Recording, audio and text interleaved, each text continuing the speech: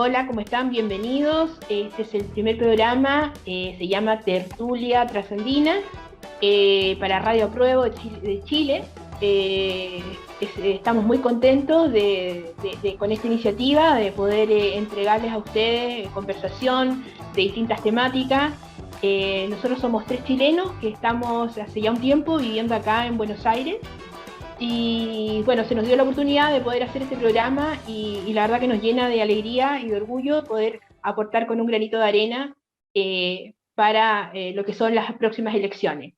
Yo me voy a presentar brevemente. Mi nombre es Tamara Callejas, yo soy periodista, además cineasta, me dedico a los documentales y además muy activa en la lucha por los derechos humanos, que eso es como mi gran militancia que llevo en la vida.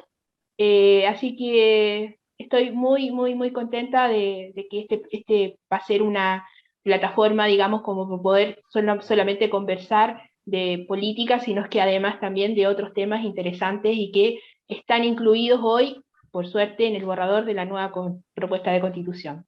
Así que bueno, le paso el pase a mi compañero Mauricio para que se presente. Hola, ¿qué tal?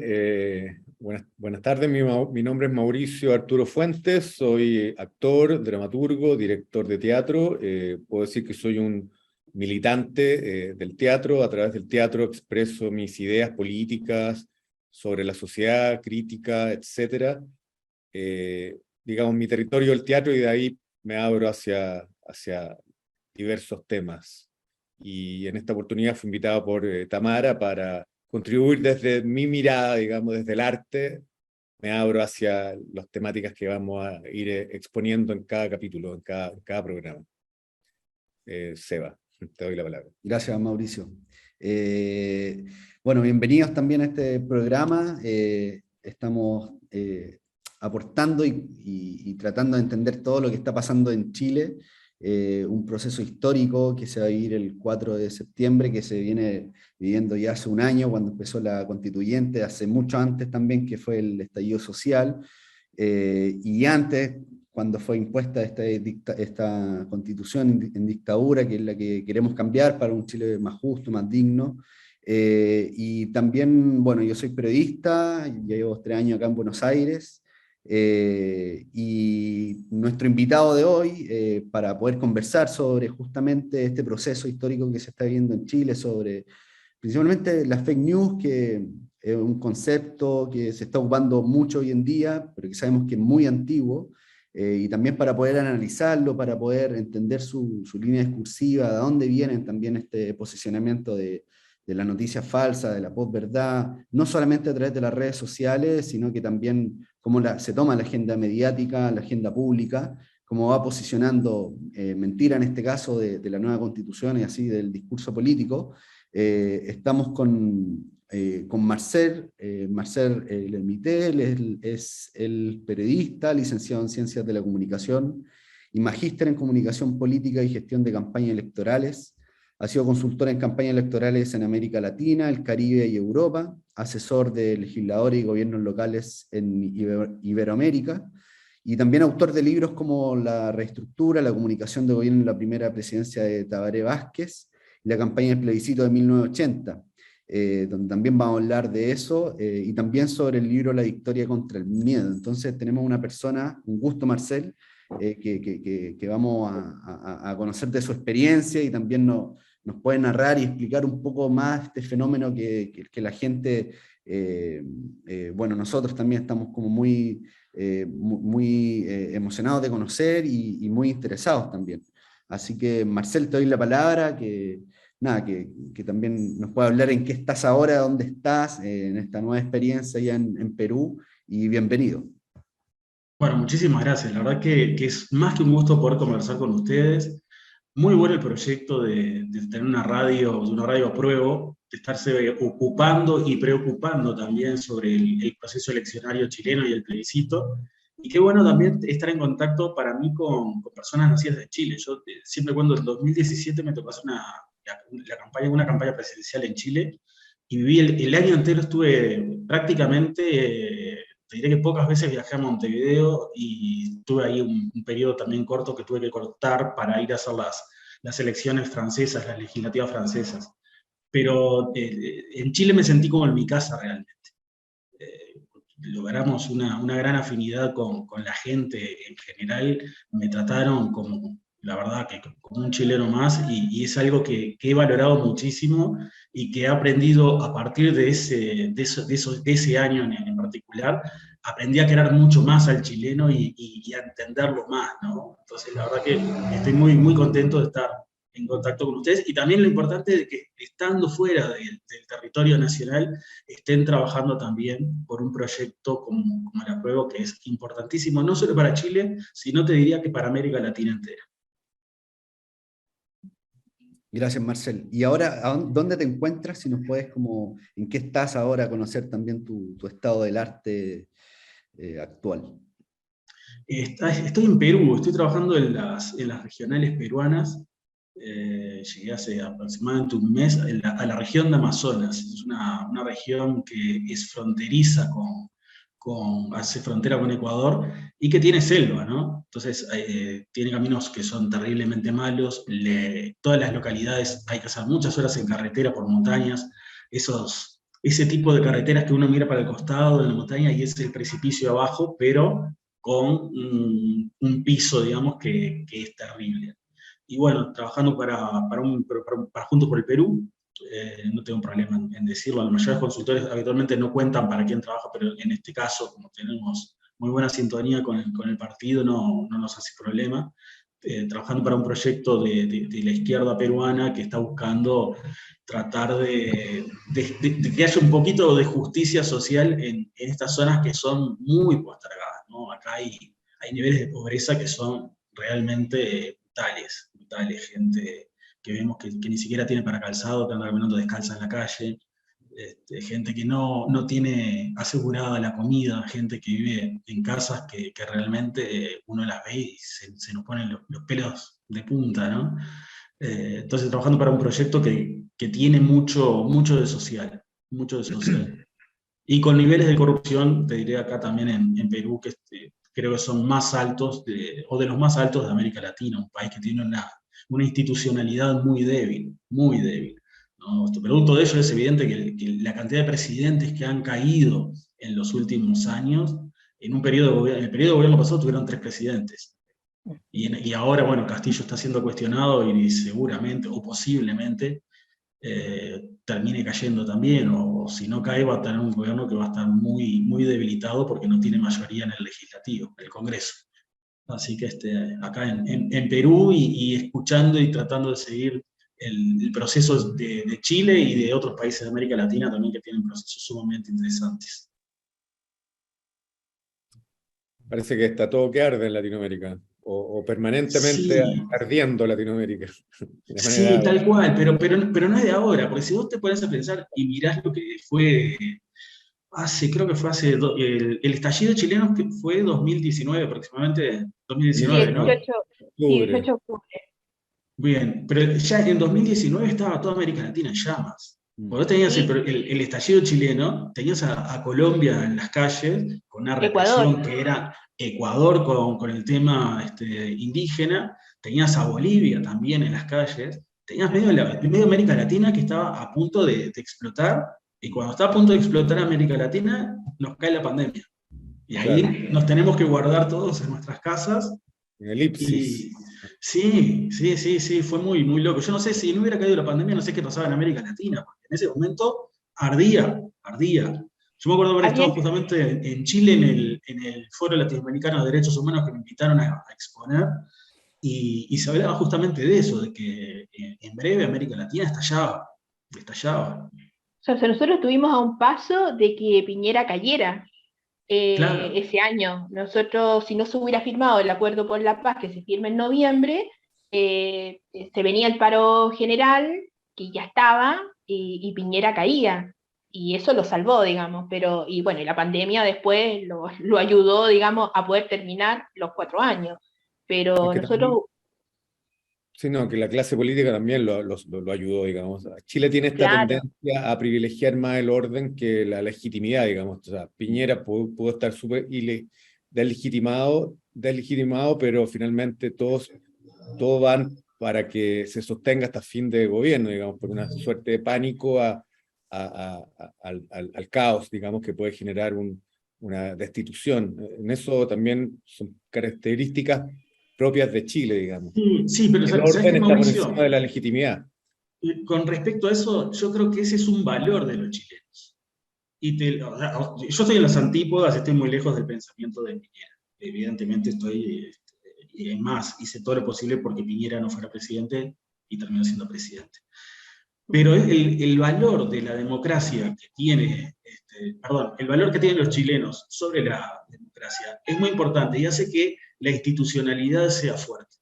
Entonces, como cuando tenés una institucionalidad fuerte, no te pasa lo que está pasando, por ejemplo, en Perú, de que el presidente no me gustó, sea de derecha o de izquierda, te lo volteo, cayó, y bueno, y vemos cómo gobernamos, y mientras hay un caos terrible, y los grandes afectados siempre sabemos, son siempre los mismos. Las clases sociales más bajas, las clases que no tienen dinero, son los grandes perjudicados. Entonces, el hecho de que Chile, más allá de que haya tenido un presidente que fue siniestro, como Piñera, haya respetado la institucionalidad y haya mantenido una democracia fuerte y estable, es un valor de los chilenos, sin duda. Un valor igual se cuestiona mucho de todas formas. O sea, creo que tiene pro y contra. Creo que es verdad lo que dices tú, pero también tener un presidente que está violentando los derechos humanos y se le defienda, digamos, para que permanezca, o por último se le justifica, digamos, para que no se caiga por sí mismo, también es cuestionable. O sea, desde mi punto de vista, es complejo el tema, creo yo. Pero entiendo lo que vas de todas maneras. Es complejo, complejo. Sí, sí, yo lo veo desde el punto de vista de trascender a la figura que esté en el momento, ¿no? Evidentemente que el gobierno de Piñera, yo tengo mucha afinidad con Alejandro Navarro en Chile. Alejandro Navarro pregonaba que había que hacerle un juicio a Piñera, ¿no? Hasta el día de hoy lo sigue pregonando. Y bueno, yo estoy totalmente de acuerdo con Navarro en ese sentido. Pero yo creo que trascendiendo la figura del presidente que esté ocasionalmente ocupando la moneda, es bueno que el chileno defienda la democracia en sí y valore las instituciones. Si vos mirá lo que son los números del latinobarómetro, los latinos cada vez queremos menos la democracia, cada vez respetamos menos los partidos, cada vez creemos menos en los políticos. Entonces, que Chile valore un poco más la política es importante. Es importante. Los cambios se hacen siempre desde la política. Entiendo que la gente no valora la política porque los políticos que hemos tenido en América Latina han tenido niveles de corrupción y se han privilegiado a sí mismos y han sido un desastre. Por algo no creemos, evidentemente, en los políticos y en los partidos políticos, y por algo valoramos tan poco o cada vez menos los sistemas democráticos. Pero yo creo que hay que valorarle eso a Chile. Por lo menos yo se lo valoro. Sí, lo que sí yo creo que en Chile hay mucha impunidad, o sea, que se llega a juzgar a Piñera va a ser tremendamente difícil. No se juzgó a Pinochet y a muchos militares que quedaron libres, digamos. Dictadura se habló como 20 años después, se le definió al gobierno de Pinochet como dictadura. Y en ese sentido creo que los procesos son lentos en Chile y tienden a dejar de lado procesos judiciales que debieran implementarse, digamos, para que las cosas no se vuelvan a repetir, digamos. O sea, Pinochet salió libre, quedó libre, incluso salió la centroizquierda a defenderlo cuando quedó preso, cuando lo detuvieron en Londres. ¿Quiénes lo llevaron de vuelta a Chile? No fue la derecha, fue el gobierno ¿me recuerdan? Frey. De Frey. De Eduardo Frey, sí. La Democracia Cristiana y también la centroizquierda, el Partido Socialista también se la jugó. Y cuando llega a Chile nunca lo enjuiciaron, o sea, debiera traerlo a Chile, llevarlo a Chile, perdón, estamos en Buenos Aires, llevarlo a Chile, pero para que cumpliera algún tipo de juicio, y no pasó nada, digamos, el tipo estuvo libre hasta que murió, y ese también es otra, creo yo, debilidad del sistema chileno, que la impunidad también tiende a ponerse por encima, digamos, de la justicia. Sí, pero eso también tiene un antecedente que es la actual constitución chilena, ¿no? Una constitución que está hecha y armada por golpistas, por la gente de Pinochet y sus secuaces, y que creo que previeron todos los escenarios futuros que les podían suceder y se cubrieron ahí. Entonces, yo creo que tenemos una deuda importante en América Latina en general, que es el tema de los derechos humanos. no solo en Chile, ¿no? El caso de Brasil, por ejemplo, en Brasil, si no me equivoco, no fue ni un solo represor preso. Ninguno, ninguno. En el caso de Uruguay fueron solo los más emblemáticos, ¿no? Entonces es muy difícil también discernir quién va preso, quién no va preso. Yo creo que todo aquel que realizó violaciones en los derechos humanos debería estar preso, no solo los mandos. Pero bueno, en América Latina creo que estamos en una gran deuda en el sentido de la justicia, y no solo la justicia formal, digamos, sino también todo lo que está vinculado a los desaparecidos, ¿no? Hay muchos desaparecidos, ellos siguen teniendo la información, ellos saben dónde están los desaparecidos, y hay muchas familias que están esperando, hay muchos niños que fueron raptados y que hoy no están con sus familias. Entonces estamos teniendo una deuda muy grande como latinoamericanos con nuestra propia gente, todos, ¿no? Y cuando digo todos, me refiero a todos, porque creo que todos podemos hacer un poco más, todos podemos reclamar más, todos podemos hacer algo extra. En el caso de Uruguay, por ejemplo, los 20 de mayo, que es el día de la Marcha del Silencio, todos marchamos, posteamos en redes sociales, pero ¿qué pasa después, al otro día, o a los 3, 4 días, a la semana o al mes? No estamos con ese tema militando día a día, sino que agarramos fechas puntuales, salimos a la calle, reclamamos, así que todos podemos hacer un poco más, evidentemente que estamos también en manos de estos gorilas que tienen información y que no la vuelcan. Tal cual. ¿Sabes lo que es muy interesante lo que estás diciendo con el tema de la impunidad que puso Mauricio y de lo que estás diciendo tú, que es a nivel latinoamericano, digamos? Lo que pasa es que obviamente nosotros hemos sabido que ha habido países, digamos, que han podido avanzar un poco más en esta temática, como por ejemplo acá Argentina, pero sin embargo, tú dijiste una frase anteriormente y te quiero llevar por ahí, ¿no? Que cuando dijiste que la Constitución del 80 un poco deja amarrado también el futuro, ¿no? De cómo la impunidad iba también entrelazada, digamos, con esa Constitución, ¿no? Y un poco te quiero llevar a eso por tu libro que escribiste sobre la Constitución del 80 en Chile, que justamente fue un día que lo encuentro tremendo. Yo era muy chiquita, no me acordaba que había sido justamente la elección un 11 de septiembre del 80, que es una fecha, ¿no? Es la fecha del golpe de Estado. Eh, y hoy estuve para poder prepararme un poco para hablar contigo. Como no alcancé a leer tu libro, leí brevemente una pequeña historia de lo que más o menos hablaba tu libro, pero me puse a mirar si encontraba en YouTube, por ejemplo, publicidad de la época, ¿no? De la propaganda que se hizo en la época.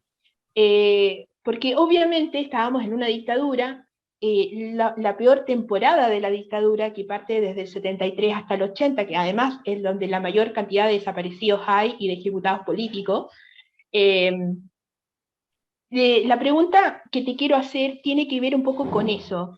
Esta sociedad que obviamente gana el sí, y que era muy difícil que ganara la otra opción, que era el no, porque además tampoco obviamente tenían posibilidad de hacer una propaganda en los medios de comunicación, que estaban completamente cooptados, digamos, por la dictadura, y ellos lo que hacen es una reunión en el Teatro Caupolicán, ¿no? Donde estaba el padre del tipo que después trae a Pinochet desde Londres, ¿no? Que es Eduardo Frei Montalva, dirigiendo, digamos, como mitin político que estaba en favor del no, ¿no? En esa época. Obviamente gana el sí.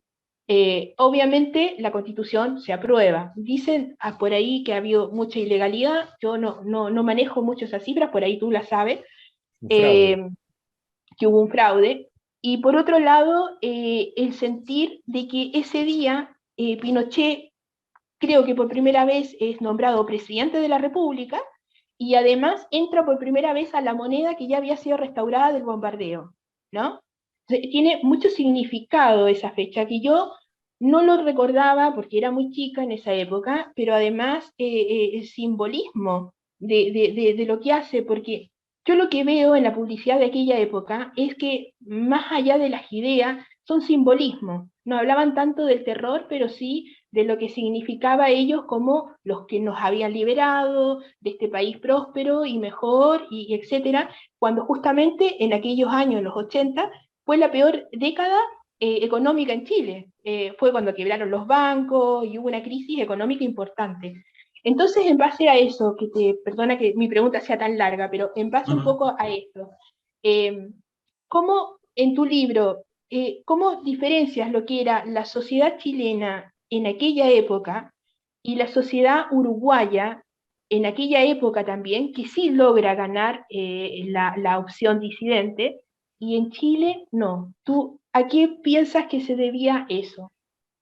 Bueno, hay varios factores. Yo la investigación la centro más en Uruguay, si bien comienzo con el antecedente del 11 de septiembre del 80 en Chile, los proyectos eran casi gemelos, ¿no? Eran proyectos que lo que hacían era blindar a las dictaduras, darles poderes mucho más grandes de los que tenían, formalizar determinados poderes que ellos los habían tomado de facto y echar a andar después de eso.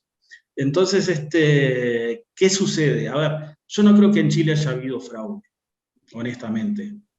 Creo que lo que se daba en ese momento era que había un gran miedo en la sociedad, lo cual era lógico. O sea, es muy fácil nosotros que éramos niños o éramos muy pequeños juzgar a toda esa población que estaba viviendo un momento que era terrible.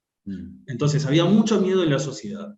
Pues tenemos nuestra familia, yo tengo mis padres que vivieron eso, mis abuelos que vivieron eso, o sea, sé de primera mano que estaba viviendo la sociedad y me lo contaron nada más, no solamente en ese momento, también cuando crecí.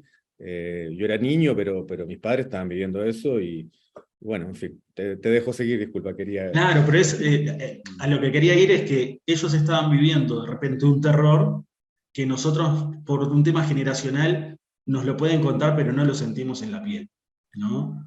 Yo siempre escucho, muchas veces escucho, si yo hubiera estado ahí, yo habría tomado, no sé, las armas y me habría enfrentado. Sí, pero no estabas ahí. O sea, me lo contaron y yo puedo imaginar qué habría hecho. Ahora, la generación de nuestros padres y nuestros abuelos lo sufrió en carne propia, ¿no? O sea, el dolor lo tuvieron ellos, a nosotros nos lo contaron. Entonces, ¿qué sucedió? En el caso uruguayo, hay un tema de partidos políticos que es muy fuerte en la tradición del partido político uruguayo. Vos pensáis que los partidos uruguayos son del 1834. Entonces hay toda una institucionalidad de partidos que solo tienen, por ejemplo, los partidos ingleses. Entonces, lo que dice el partido pesa muchísimo.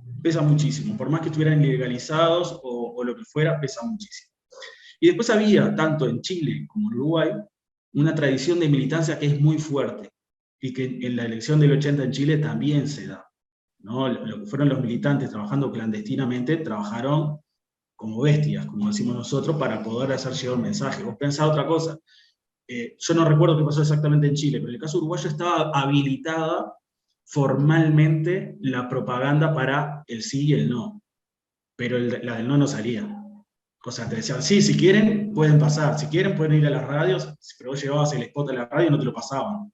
O sea, no salió ni una sola publicidad por el no. Si vos buscás, solo salió propaganda clandestina, y cada vez que encontraron propaganda clandestina fueron presos. Entonces, en lo formal te decían que sí se podía hacer publicidad, pero en lo real no. Entonces, eso lo que hacía era que si no trabajabas en forma militante, si no vos no trabajas clandestinamente, yendo a los lugares más insólitos, y recorriendo el país y golpeando puerta por puerta, no hacía llegar el mensaje. Y Chile tiene el problema de lo que son las distancias geográficas. Chile es un país larguísimo. Entonces, yo me imagino de que la centralidad que tiene Chile también en Santiago de Chile, ahí se cocinarían los mensajes, se trataría de armar un poco el proyecto y la estrategia de la campaña electoral, pero es muy difícil llegar a Punta Arenas con ese mensaje, ¿no? Entonces, la coordinación esa, si en el caso de Uruguay fue compleja, que Uruguay tiene 176.215 kilómetros cuadrados, imagínate lo que fue en Chile, ¿no? También había en Chile grupos de base en las distintas regiones, que eso también ayudó mucho, pero siempre la centralidad de las campañas son en las capitales, y desde ahí habitualmente parten los mensajes. Entonces, yo creo que uno de las razones por las cuales en Uruguay gana el no es justamente ese, el peso de los partidos políticos que desde la clandestinidad y desde lo que eran las radios que se manejaban desde el exilio, ¿no? Lo que era Radio Nederland y había dos o tres radios que se escuchaban desde el exterior y se enviaban también. Otra cosa que funcionaba mucho era el envío de cassettes de parte de exiliados políticos, ¿no? Si tenemos que explicarle esto ahora a las actuales generaciones. Yo se lo contaba a mis sobrinos, por ejemplo, y no me entendían nada. Decían, bueno, en realidad grababan un cassette, la gente que estaba en el exilio, lo mandaban a través del aeropuerto, no tenían que... Eran las redes sociales de esos tiempos. Claro, las redes sociales era el mandar un cassette o una servilletita escrita, y ahí era un mensaje político. Claro, pero a partir de eso vos tenías que elaborar un mensaje y hacerle llegar a la militancia, decir, mirá, nos mandan decir de afuera que está pasando esto y esto, a ver cómo lo podemos hacer llegar, hablemos con los militantes de base, que eran todos clandestinos también, que si de repente hablabas con uno y caían todos atrás, y marchaban todos presos. O sea, fueron unas campañas de una complejidad que fue increíble. Y hay otra cosa importante también, el rol que tuvo la cultura, ¿no? Que es poco valorado realmente en todo lo que son campañas electorales. El rol que tuvo la cultura en estos plebiscitos fue gigante. Porque ¿qué pasaba? Habitualmente el artista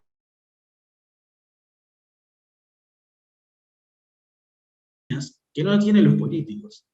Entonces los artistas podían decir cosas o decían determinados mensajes, y la gente también había generado la capacidad de decodificar los mensajes de otra manera, ¿no? Hay una canción que dice, una canción uruguaya, porque el corazón no quiere entonar más retiradas, ¿no? Una canción que si bien era política, no tiene un mensaje. Y la gente escuchaba enton armas retirada, como de retirarse de la lucha armada. O sea, la gente había generado una sensibilidad tan grande para decodificar los mensajes que hasta leía mensajes en donde no había. Lo cual era fantástico, ¿no? O sea, producto de lo que eran los gobiernos dictatoriales que estábamos sufriendo, de que no te dejaba, la censura imperante era muy grande, ¿no? Y no te dejaban ni respirar. Entonces vos ahí tenías que apelar a la creatividad de la imaginación para hacer llegar los mensajes, y vos sabías que como estaban apelando a la imaginación para hacer llegar el mensaje, tu imaginación trataba de tener todas las antenas paradas en un 200%, para ver dónde había un mensaje que no habíamos visto. Claro. Entonces esa fue otra de las características importantes, el rol que jugaron los artistas.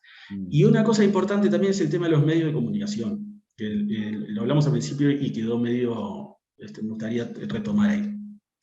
¿Qué pasaba con los medios de comunicación? Los medios de comunicación sufrían una censura que era terrible.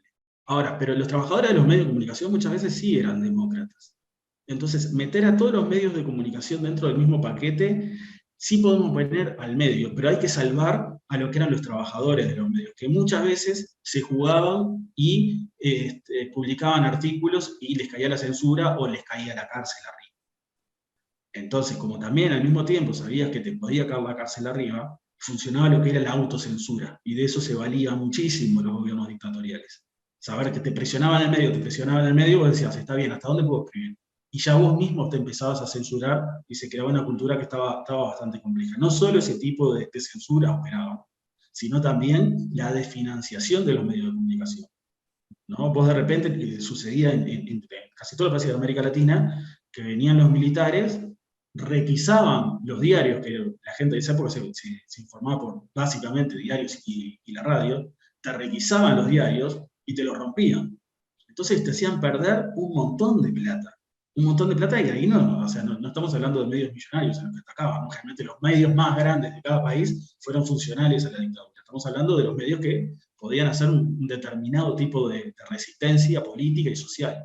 Y a esos medios les quitaban la publicidad, muchas veces le ponían bombas a los auspiciantes, ¿no? Le hacían un atentado al auspiciante y vos decías, no voy a hacer publicidad en este diario o en esta radio si me van a poner una bomba. Entonces te iban recortando y te iban ahogando económicamente también. Pero bueno, o sea, lo importante también hubo prensa clandestina, hubo prensa que se jugó, y sobre todo hubo muchos trabajadores del periodismo que se jugaron el pellejo, y muchos perdieron el pellejo también en esta batalla contra las dictaduras de la región. Sí, cómo esas cosas también pasan hoy en día. Por ejemplo, el tema de la cultura en Chile también. O sea, el comando hoy en día del apruebo, uno de los comandos centrales, tiene rostros culturales. Actrices, actores, cantantes, cómo se implementa también nuevamente eso en esta época.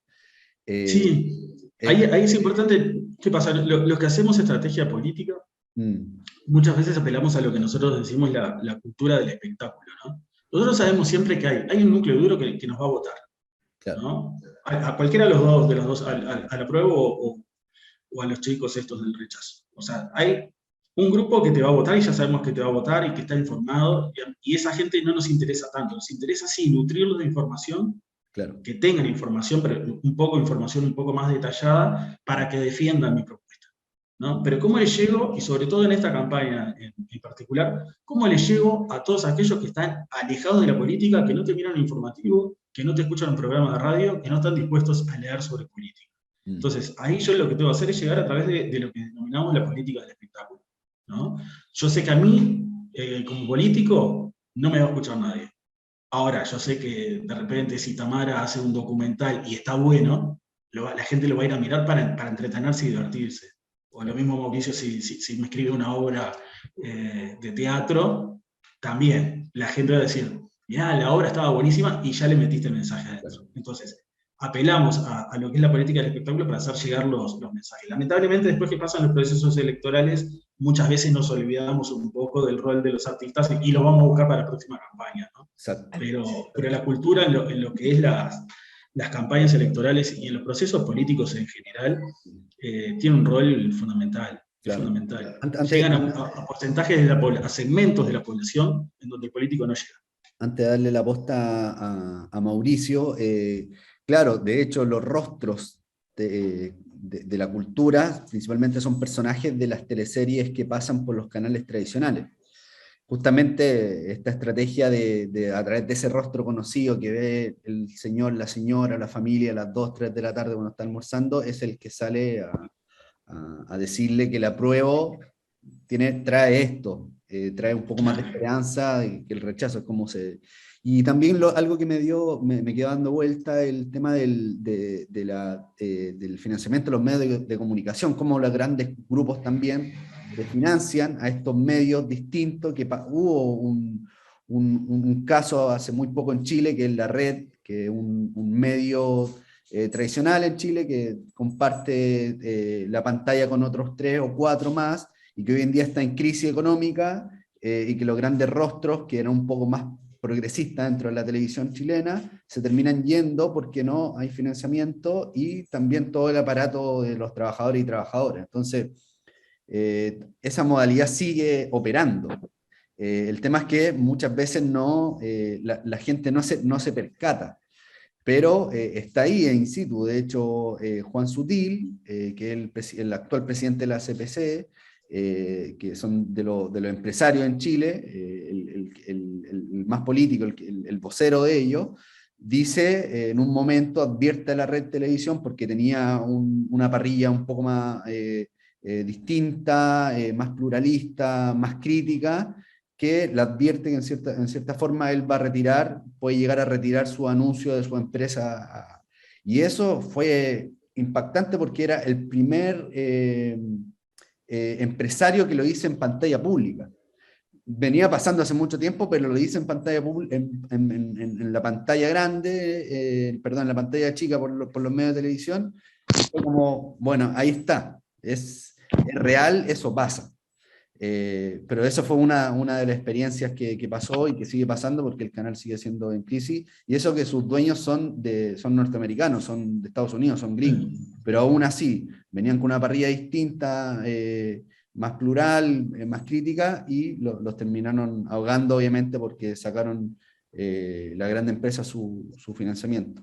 Sí, yo soy convencido que en nuestros países por lo menos debería haber en la educación formal algún espacio que sea educación para los medios, ¿no? Explicarle a la gente desde pequeña qué es lo que están viendo en la televisión, explicarle que son empresas comerciales, explicarle que los productos que ven no necesariamente son la realidad de la verdad. Es lo que decía, ustedes lo conocen bien por el periodismo, Ryszard Kapuscinski, el periodista polaco decía, en verdad hay dos realidades, ¿no? Hay una realidad que nos muestran los medios de la televisión, en donde las mujeres no tienen celulitis, los hombres no tienen panza, no hay canas, estamos todos divinos, y después está la realidad, la que pasa todos los días, que vos te tenés que levantar de mañana para ir a laburar, y te mirás al espejo, tenés arrugas, tenés canas, no llegás a los estereotipos de belleza, tenés miedo cuando salís por la calle porque te pasan todo el día crónica roja y crees que te van a matar en cada esquina. Entonces, esas cosas deberíamos enseñarlas a nuestros niños para que estén advertidos de que no todo lo que está en televisión y en redes sociales es cierto, ¿no? Más en estos momentos que se apela muchísimo a lo que son las campañas de desinformación, se apela cada vez más a partir de la campaña de Donald Trump y de la campaña de Jair Bolsonaro en Brasil. Hay una apelación continua a las campañas de desinformación para conseguir objetivos políticos, al punto que empiezan a surgir ahora teorías de la verdad, ¿no? Hay muchos teóricos que te dicen que no existe la verdad, que la verdad es una cuestión de perspectiva, ¿no? Si yo estoy mirando mi pantalla de Zoom, los veo a ustedes tres y ustedes tres me están mirando a mí. Entonces, ¿cuál es la verdad? ¿La que yo estoy mirando o la de ustedes? La verdad es mi computadora, la computadora de ustedes. Entonces, empezamos a cuestionarnos, ¿existe la verdad o no existe la verdad? En base a estas realidades que construimos mediáticamente. Y otra cosa más, vuelvo a lo que habla, a los movidas de Giovanni Sartori, ¿no? Sartori lo que te dice es, ¿qué le pasa a la gente? O sea, si uno ve lo que ha sido la evolución humana, hemos pasado, no sé, del Australopithecus al procónsul africano, no me acuerdo de la evolución, pero llegamos, se supone que al Homo sapiens, y pasamos del Homo sapiens al Homo habilis. O sea, ¿cuál es la diferencia? Que perdimos la capacidad de razonar, ya no razonamos. O sea, ahora lo que hacemos es, vemos y creemos. Eso es una movida, dice Sartori, y no estamos tan lejos de eso. O sea, nos muestran las cosas y decimos, mirá esta publicidad, mirá lo que están diciendo en esta campaña, bueno, sí. Si ganan los comunistas, los rusos vienen y se llevan los niños y se los comen con papas fritas. Y vos decís, pero ¿dónde viste eso? No, lo vi en la tele. Guaguas, como decían en Chile. Claro, exactamente. Así que yo creo que va por ahí, ¿no? El tratar de formar a nuestra gente, a nuestras sociedades, a nuestros ciudadanos, para que tomen opciones sabiendo de que no todo lo que están viendo es real, ¿no? Que hay mensajes que salen desde otros estrategas que trabajan no en persuasión, como se debe trabajar en comunicación política, sino en manipulación, ¿no? Lo cual es una sentencia que es grave y que debería estar penada de alguna manera, porque lo que estamos haciendo muchas veces es estafar a la gente. Les estamos vendiendo un futuro que no existe. Y así como si a mí me venden un producto comercialmente en este mundo capitalista, me venden un auto de repente, que yo lo pago y me lo venden sin ruedas, y yo puedo ir y denunciar a esa persona, si me estás vendiendo un futuro en política, tiene que ser el futuro que yo compré, no me vendas un futuro que no existe. Entonces, deberíamos tratar de ver cómo generamos determinadas garantías a las ciudadanías, y depende también de nosotros, de reclamar y de denunciar los que tienen posibilidades, como en el caso de ustedes, que tienen un programa de radio y lo están mostrando y lo están difundiendo con la responsabilidad ciudadana que tienen. Claro. Mauricio. Bueno, yo había formulado una pregunta que de alguna manera la estás respondiendo ahora, que tiene que ver cómo desmantelar, digamos, las fake news o las posverdades que se instalan. Quizás te puedo poner un poco el contexto chileno, digamos, que creo que tiene una identidad distinta o rasgos distintos a otros países de la región. Yo como espectador te puedo decir, por ejemplo, veo mucho programa de televisión de debate político y hay una diferencia abismal entre Chile y Argentina, que es el referente que tengo. Por ejemplo, en el debate político en Argentina hay mucha frontalidad, las cosas se dicen incluso de manera muy vehemente, a veces se les pasa incluso la mano, digamos, con insultos, pero por lo menos hay una libertad para decir lo que se piensa. En Chile, que es un país más conservador, donde en estos espacios de comunicación y de debate hay mucha represión, se suele hablar con mucho eufemismo, por ejemplo, lo que te decía antes, o sea, tardamos como 20 años en decir la dictadura a través de los medios de comunicación, estaba prácticamente prohibido, no porque se prohibiera por norma, sino que porque hay como una suerte de código social que te lo impide. Entonces, se hace mucho más difícil en Chile, creo yo, desbaratar la fake news, o las fake news, digamos, en general. Cuando te la instalan en medio de comunicación, por ejemplo, los periodistas, más que reafirmar la mentira que te puede decir un político, sea de derecha o de izquierda, aunque por lo general en Chile son los de derecha los que instalan fake news, el periodista no interpela, no corrige la mentira, sino que la deja pasar, siendo cómplice, pasivo, digamos, de esa fake news. Y por otro lado, la centroizquierda, que aparece también en los medios, por miedo, digamos, a que te censuren, dejan pasar muchas veces también esas mentiras, o las interpelan, pero de manera como no directa, digamos. Entonces el público termina no entendiendo nada, o entendiendo lo primero que logran recibir, digamos. Entonces, a mí me cuesta como pensar cómo poder cambiar ese sistema, por lo menos para Chile. Te hablo de manera específica, sé que ya nos diste alguna herramienta, pero también teniendo en cuenta en el caso chileno las características de nuestra sociedad, digamos, que es distinta a la Argentina, que es más como expresa la rabia. En Chile, si tú estás en un programa de televisión y tenías a un corrupto al frente, si tú le dices corrupto al corrupto, lo más probable es que te terminen sacando a ti y no al corrupto, digamos. Eso para mí es muy chocante, y para la sociedad en general lo es, digamos. Yo creo que hay dos elementos ahí que sí podemos apelar como sociedad, ¿no? Primero, el periodismo, ¿no? El rol de perro guardián, que se llama, que se le adjudica al periodismo, ¿no? Los periodistas tienen, cuando existen este tipo de manipulación, cuando se enfrentan, y el periodismo sabe habitualmente que hay campañas que son de desinformación, hay que denunciarlas, ¿no? Yo creo que el rol del periodismo es fundamental.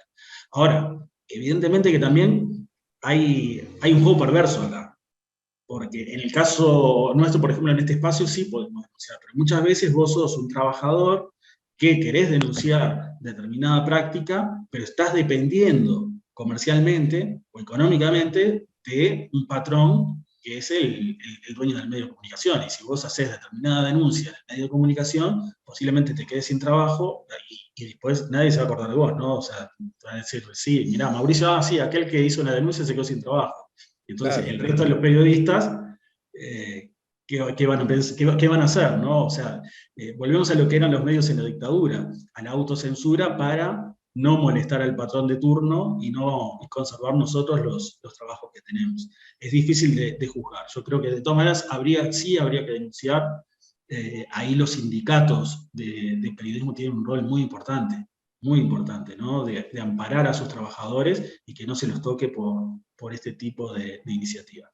Y lo segundo para mí es que se debería de alguna manera judicializar, ¿no? Yo sé que a veces suena un poco fuerte esto, pero sí, estoy convencido que se debe judicializar. Acá, en la campaña de Bolsonaro fue muy claro, ¿no? Habían determinados centros, determinadas oficinas que se encargaban de hacer publicidad falsa, y esas campañas de información circulaban por WhatsApp, que está sucediendo en este momento también en la actual campaña de Brasil. Ahora, si nosotros todos sabemos, que existen esos centros, esas oficinas, que están emitiendo propaganda falsa, están desinformando a la gente con el ánimo de manipularla y de obtener un rédito político, que detrás de ese rédito político vienen, aparte de réditos comerciales, corrupción, vienen mil cosas, no sabemos qué puede venir atrás. Están estafando a ciudadanos, y si estamos estafando ciudadanos, hay un estafador. Hay alguien que es el responsable de estas políticas. Y si hay alguien que es el responsable de la manipulación de una persona, tiene que ir preso. O sea, lo que hay que hacer es, de alguna manera, judicializarlo. Y eso depende del sistema político. O sea, lo que hay que hacer es decirles a nuestros políticos, ¿saben qué? Todo lo que sea campañas de desinformación con fines de manipulación electoral, yo quiero que ustedes hagan una ley en el Congreso. Y quiero que hagan una ley que sea dura. Lo que pasa es que muchas veces el político también cae en esa espiral del silencio que te habla Elizabeth Nicole Neumann, ¿no? Noel Neumann, de que uno va a quedar solo en eso. Entonces, como voy a quedar solo, mejor ni digo nada, porque todo mi grupo de políticos y parlamentarios y congresistas me van a señalar con el dedo y voy a quedar en en el ostracismo. Entonces mejor no digo nada. Pero entonces nosotros desde la sociedad civil tenemos que reclamar. Entonces, si nosotros reclamamos y hacemos presión, los políticos en algún momento, o los congresistas, no los políticos, los congresistas en algún momento van a tener que tomar el tema y hacerse cargo. Y ahí va a fortalecerse la democracia, porque vamos a tener por lo menos, yo creo que no se van a terminar las fake news, no se van a terminar las campañas de información, pero vamos a estar un poco más cubiertos, mínimamente. Creo que son los dos primeros pasos que podríamos tomar, ¿no? Fortalecer el periodismo y que el periodismo denuncie y judicializar. Sí, de hecho, recuerdo hay un diputado chileno del Partido Comunista que hace poco presentó un proyecto de ley que la idea busca sancionar con 50 millones de pesos aproximadamente las mentiras sobre el plebiscito, sobre el proceso constituyente. Y también me empezó a recibir muchas críticas, obviamente el sector, que todos sabemos que van a criticar eso porque hablan sobre la censura y sobre la libertad de expresión. Pero los entendidos también sabemos, apelan a eso, pero también sabemos que la libertad de expresión tiene límites. O sea, sobre todo con un proceso tan histórico como se está viviendo en Chile. Y está ahí, está descansando ese proyecto. Bueno, ojalá es que, no sé si se le logre aprobar y poner en tabla durante esta semana antes de llegar a septiembre. Así que nada, recordamos que estamos en Radio Pruebo, en el programa Tertulia Trasandina. Estamos con Marcel Lermité, él es periodista, licenciado en Ciencias de Comunicación. Estamos hablando sobre, obviamente, las fake news y todo el proceso histórico que está pasando en Chile. Tamara. Yo lo que te quería preguntar, ya como para cerrar, digamos, porque ha sido súper interesante, la verdad, escucharte, Marcel, y como que tendríamos que volver a invitarte en algún minuto más como para hablar tal Con vez mucho temas gusto. más específicos. Pero a mí lo que me gustaría era que tú, como periodista y como cientista político también que lo eres, experto en comunicaciones, nos dijeras por qué hoy porque tú lo dijiste al principio, que esta nueva constitución, este plebiscito del 4 de septiembre para nosotros los chilenos es importante, pero también a nivel latinoamericano. Y me gustaría que pudiéramos cerrar con esa idea, ¿no? Porque tal vez el chileno tiende a ser una isla, ¿no? Porque tenemos una cordillera por un lado y por el otro lado tenemos el mar. Entonces muchas veces tendemos a mirarnos, como se dice coloquialmente, el ombligo, ¿no? Y muy pocas veces de vernos insertos, digamos, en este concierto latinoamericano, ¿no? Y que muchas veces lo que pasa en algún país a nosotros también nos repercute, de buena o de mala manera. Entonces me gustaría, como para poder cerrar, digamos, esta súper conversación que hemos tenido contigo, un privilegio, que nos digas más o menos por qué sientes que, o cuál es la importancia que tiene este hecho de que nosotros podamos aprobar esta nueva constitución, no solamente para Chile, sino que a nivel del concierto latinoamericano. Mirá, yo creo que nosotros tenemos un problema importante que tenemos que resolver, los latinoamericanos, que tenemos que apostar por la patria grande de verdad. Tenemos que dejar de pensar cada uno individualmente en su país y mirarnos cada uno, como decís vos, Tamara, mirarnos el ombligo. Tenemos que tener una visión de somos latinoamericanos. Es la única manera que tenemos de crecer. Yo como latinoamericano y como persona que quiero muchísimo Chile y que he trabajado en Chile y que tengo muchísimos amigos allá, no puedo permitir de que exista todavía en el año 2022 vestigios de la dictadura de Pinochet, ¿no? Entonces, el último vestigio, no es el último porque hay varios vestigios de las dictaduras latinoamericanas, pero legal y formal, la última constitución dictatorial que tenemos en América Latina es la chilena, ¿no? Es una constitución que no tiene absolutamente nada que ver con el mundo que vivimos actualmente y con la sociedad chilena actual.